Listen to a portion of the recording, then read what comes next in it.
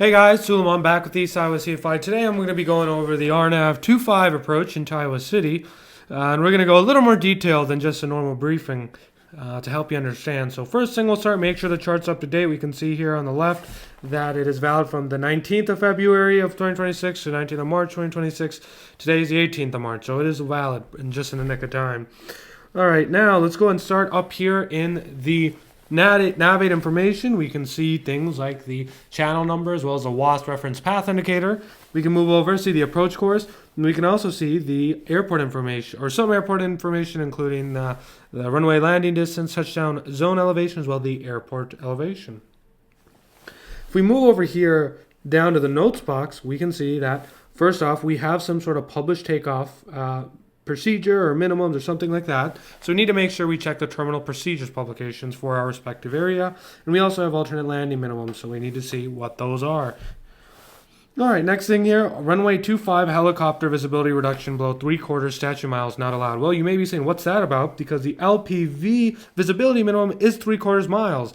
3/4 miles. So you guys who are not helicopters, and I didn't know this either until I was kind of researching this, turns out that helicopters can actually reduce their visibility requirement, or rather whatever's published on the chart, by half a factor. So here it's saying, you cannot do that. 3/4 is the limit. Next thing here is we see that for uncompensated barrel VNAV systems, LNAV VNAV is not allowed below -22 or above 54 degrees Celsius. And that's what it sounds like with regard to whether you have barrel VNAV. That's something you typically find in larger, older airplanes. And if you know, or rather, you definitely know if you have it, basically. So you can find it in your POH or airplane, the AFM, if you're unsure. Next thing, we can see that circling to 1, 2, and 3 zeros is not allowed at night. We can also see barrel VNAV and VDP are not allowed when using Cedar Rapids altimeter. So if you have barrel VNAV, you can't use it to fly the approach if you're using the Cedar Rapids altimeter, and that published VDP also won't work. All right, now you can see beneath that, if the local altimeter is not received, or you can get it, it's broken or something, you can use the Cedar Rapids altimeter, and it tells you beneath here what you need to increase your minimums to, depending on what approach you're shooting. All right, now we can go over here to the miss approach and see, okay, well, if we either are shooting this as a approach with or without vertical guidance, either way, if we have to go miss, we'll climb to 1200, then make a climbing left turn to 2600, direct the Iowa City VOR, and then we'll hold. And if need be, we'll be climbing in the hold up to 2600. Okay, beneath that, we can see the weather is 12807, Cedar Rapids approach control 11907. This star here means that it's not 24/7, so you need to check the AFD for the hours, and if it's closed, it'll give you an alternate frequency to call. Here, for example, Chicago Center. Over here, this is all military stuff, or rather, this is for militaries. So all the 200 to 400 frequencies, that's military stuff. We don't need to worry about that. Okay, right here, 1905, that's clearance delivery, and that means we can call them on the ground to activate our flight plan in Iowa City or on the Iowa City airport, or we can call them to cancel when we're on the ground. 22.8 is where we can find both the CTAF and the Unicom, and this L here means that there is pilot-controlled lighting. All right, moving down here to the overhead view, we can see we got a river, Mississippi, or I think it's the Iowa River, I don't know, but we got some sort of river east of the airport, and west of it, we've also got this little thing, water feature, but typically big, terrain or features will be depicted on here, as you can see here. First thing we'll notice, we can see we have all the fixes displayed here. We'll start with the initial approach fix, which is Bucca, and you can also see there's a solid black line that depicts a hold originating from it. And so whenever there's a solid black line that's a hold, that means it's a hold in lieu of procedure turn.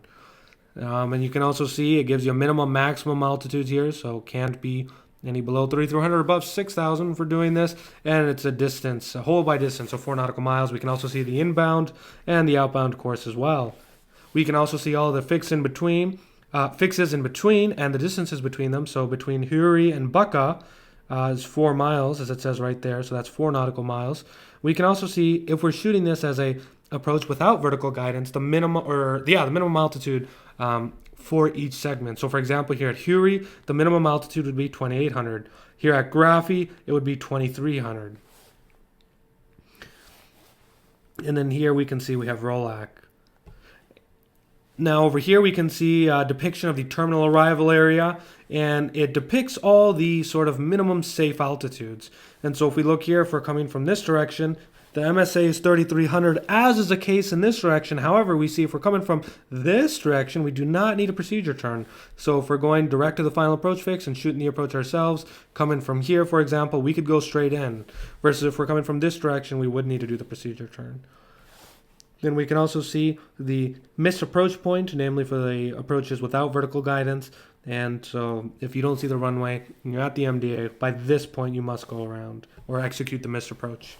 Then here you can see, and remember, everything that's in a dashed line. So this equals missed approach.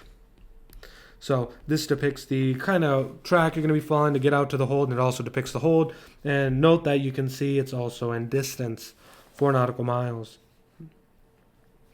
Now over here we can kind of get a cheat sheet, or rather it's a quick reference guide about the missed approach. So first thing we can see, okay, we're climbing straight ahead to 1200. Then we can make a turn direct to the Iowa City VOR while going up to 2600. And then you can see the navigate here. It tells us what we're doing this in reference to. Okay, now we got the side view here. Depicts similar things to the overhead view, including the fact that it's a 4 nautical mile holding pattern, the maximum minimum altitudes, inbound, outbound course, and all the fixes. We can also see the distances between them, and also the fact that these have lines underneath them. This right here means that that's a minimum altitude. Now we can also see the Maltese cross, and this is for non-precision approaches or approaches without vertical guidance. That acts as our FAF, final approach fix, and the lightning bolt acts as the glide slope intercept for approaches with vertical guidance. We can see our VDP here, visual descent point, and that's the point at which for doing a non-precision approach, we could make a normal. If we're at that point and see the runway, we could execute a normal, stable approach down to the runway, 3 degrees, I think. And then, yeah. And you can also see this is the last waypoint here. So this here is a missed approach point if you're flying it as an approach without vertical guidance. We can see also the glide path here, 3 degrees, and TCH 40. That means theoretically, if we were to follow the glide path all the way down to the ground, we would cross over the threshold at 40 feet. And then beneath that, we can see all the different categories as well as the minimums, depending on the approach we're flying. So for a Cessna 172, for example, we're going to be Category A. We're going to be LPV. Let's say we have a WAS enabled GPS. We want to shoot the LPV. Well, we'll look here. And assuming the notes don't say otherwise, nor do any of the NOTAMs, we'll go ahead and use these minimums right here, which are 909 feet MSO and 3/4 miles statute miles of visibility. And then this right here just gives you the AGL. Now, another thing to note is you see these things in parentheses, and it looks like they're rounded up numbers, but what this really is for military. This is for military, so we don't worry about that. And then, yeah, you can go ahead and beneath there, if you want to shoot some other approach, you can look at all the approaches and see what are the minimums for those. Okay, going over to the right here, over the top view of the airport, we can see the field elevation, touchdown zone elevation 659. This right here tells you that the published landing distance is available to land, or to use rather. It's available for use. And then, so we're coming in on 2.5 here, for example. We can see the final approach course. We can see it does have PAPIs. We can see there's a 0.7% slope in the upward direction. We can also see the dimensions of the runway. And we can also see there is a airport beacon, 732 feet MSL. And then we can also see what sort of lighting systems the runway has. So if we're landing on 725, we can see it has both rails and these murals here. And then again, this L here means that it is pilot controlled. Well, that's an overview of the RNAV 25 in Iowa City. Hope you guys enjoyed, learned something new. If you have any questions or comments, feel free to throw them in the comments.